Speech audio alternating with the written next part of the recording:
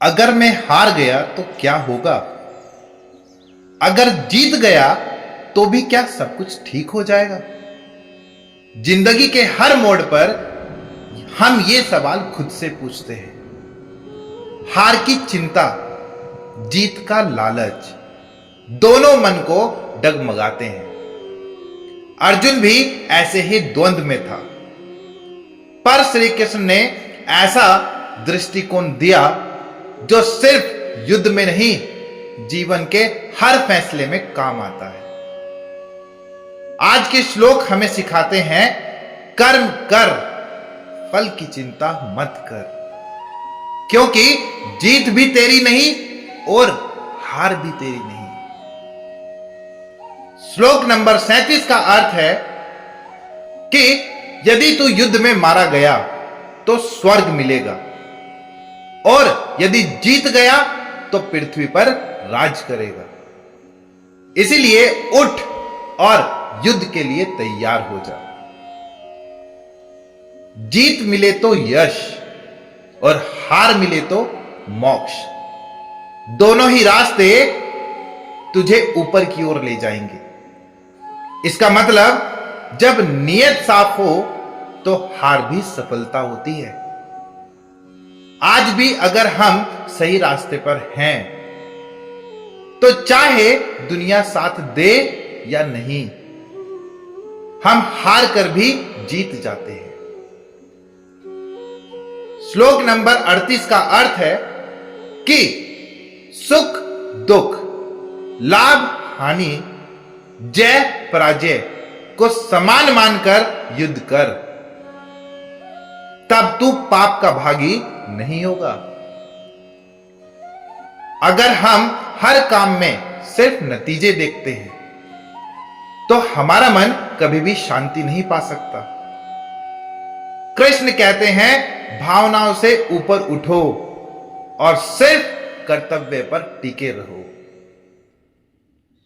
जब दिल शांति चाहता हो और दिमाग उलझा हो, तब याद रखना, जो सही है वही करना, चाहे रिजल्ट कुछ भी हो। श्लोक नंबर 39 का अर्थ है कि अब तक मैंने तुझे सांख्य योग मतलब ज्ञान के दृष्टिकोण से बताया, अब तू कर्म योग सुन, जिससे तू कर्म के बंधन से मुक्त हो सकता है। कृष्ण अब अर्जुन को एक नई दिशा में ले जाना चाहते हैं। ज्ञान से तू समझ गया, अब कर्म से उसे जीना है। सिर्फ सोचने से कुछ नहीं बदलता जब तक हम कर्म नहीं करते। श्लोक नंबर 40 का अर्थ है कि इस मार्ग मतलब कौन से मार्ग की बात कर रहे हैं? कर्म योग में कभी कोई हानि नहीं होती और ना ही कोई बुरा फल मिलता है। इसका थोड़ा सा पालन भी बड़े डर से बचा लेता है।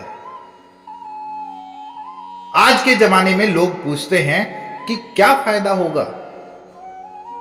कृष्ण कहते हैं, सच्चे कर्म का कोई नुकसान नहीं होता।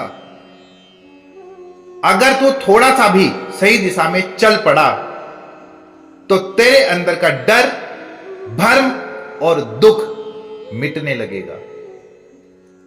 सही कर्म कभी बेकार नहीं जाता। श्लोक नंबर 41 का अर्थ है कि जो लोग एक लक्ष्य पर टिके होते हैं, उनकी बुद्धि एक निष्ठ होती है,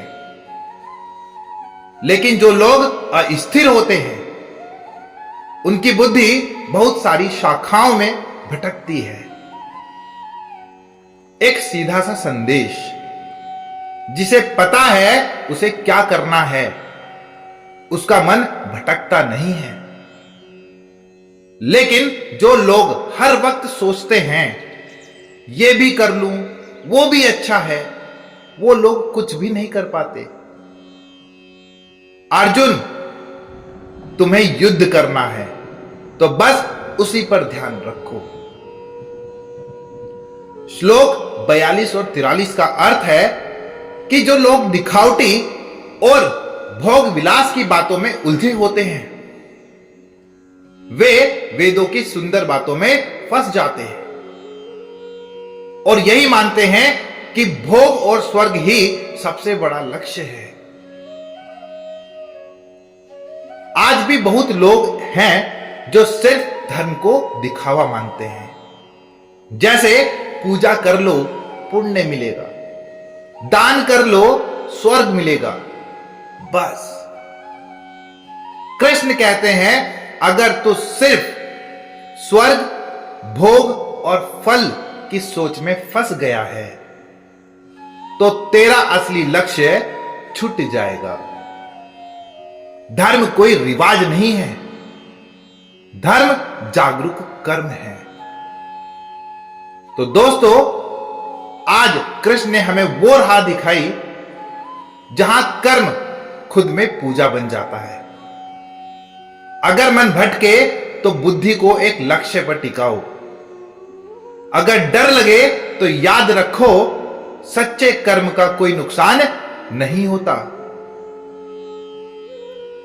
जीवन में सफलता का असली मापदंड फल नहीं बल्कि कर्तव्य के प्रति सच्चाई है। यही है गीता का सार। कर्म करते चलो, फल की चिंता मत करो। धन्यवाद।